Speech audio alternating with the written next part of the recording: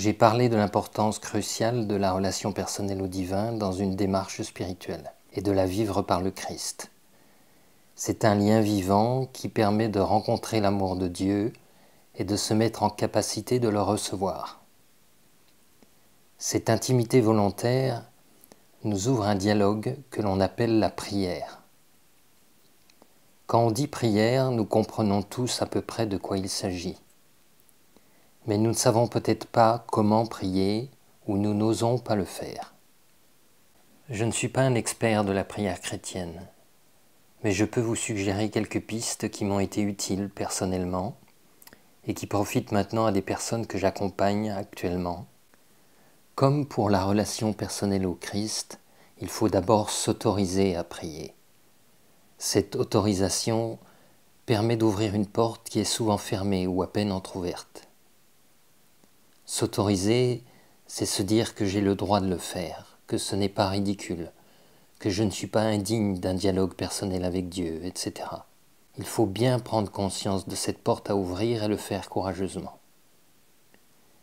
Pour aider à cela, si vous n'êtes pas déjà familier avec l'acte de prier, je propose un petit protocole simple pour le rituel de la prière quotidienne. D'abord, je conseille d'utiliser un support concret, comme une icône du Christ. Il y en a de très belles. Elles permettent de créer un lien vraiment personnel et de ne pas rester dans l'abstraction. Ces icônes sont en vente un peu partout. Certaines peuvent être trouvées sur Internet et je vous mets un lien en description de la vidéo. Ensuite, déposez une bougie blanche devant cette icône et l'allumez au moment choisi pour votre prière, un moment calme comme au petit matin ou en fin de soirée. Puis s'asseoir ou s'agenouiller face à l'icône devant laquelle brûle la bougie. Et puis regardez le visage du Christ, trouvez le ressenti du lien affectueux à l'intérieur de soi. Ce moment d'introduction est un temps qu'on appelle l'adoration. Il s'agit de se tenir au moins quelques minutes en présence du Christ en tant que Seigneur, Fils de Dieu, Dieu incarné, avec donc un sentiment de respect, de reconnaissance. Nous reconnaissons que nous nous plaçons sur le pont vers le divin et nous prenons profondément la mesure spirituelle de ce moment de reliance. C'est le moment du cœur à cœur avec le Christ, un rapprochement physique sous une forme visuelle intérieure ou toute autre forme de contact qui tend vers le rapprochement et qui fournit cette impression de rapprocher physiquement son cœur de celui du Christ. Et puis rendre grâce, parce qu'avant toute requête personnelle, nous prenons un instant pour exprimer de la gratitude pour ce qui a déjà été reçu, même si c'est minime, et même à la fin de la pire des journées. Toujours « Seigneur, merci pour… » etc. Et puis on fait la requête, la demande.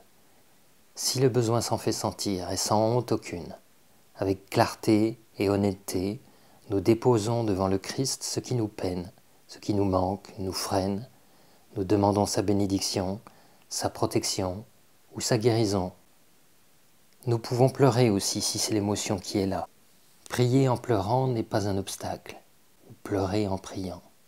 Au contraire, le moment du déchirement du cœur peut produire plus de vérité, de sincérité.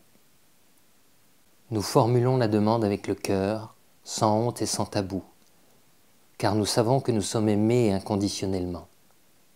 La nature du divin est pur amour.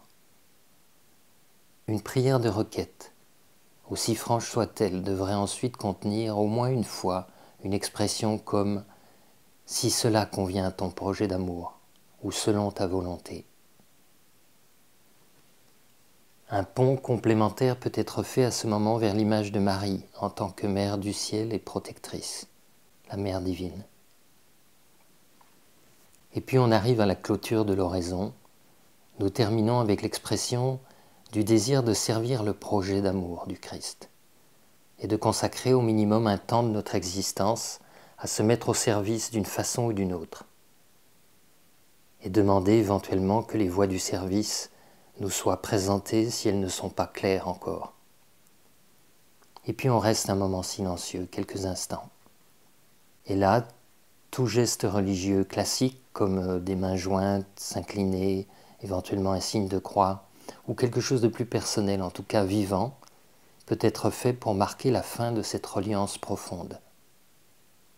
Il est évident que ce processus peut être simplifié, qu'il peut évoluer, devenir plus naturel et inspiré par vos propres impulsions du moment. Mais les grandes lignes de ces étapes sont malgré tout précieuses. Elles permettent de ne pas trop se perdre ou de se demander comment faire. Des prières plus spontanées peuvent surgir aussi à tout moment de la journée ou de la nuit. Par exemple, quand on porte un poids trop lourd, on peut orienter son attention vers le Christ, intérieurement ou face à l'icône si elle est accessible, et déposer le fardeau à ses pieds. Cultiver ce lien et y être fidèle, c'est un soutien précieux dans nos chemins de vie. Ce n'est pas le culte d'une illusion, c'est le pont que nous attendons de franchir vers Dieu. J'espère que ces modestes indications vous soutiendront dans votre relation personnelle avec le divin.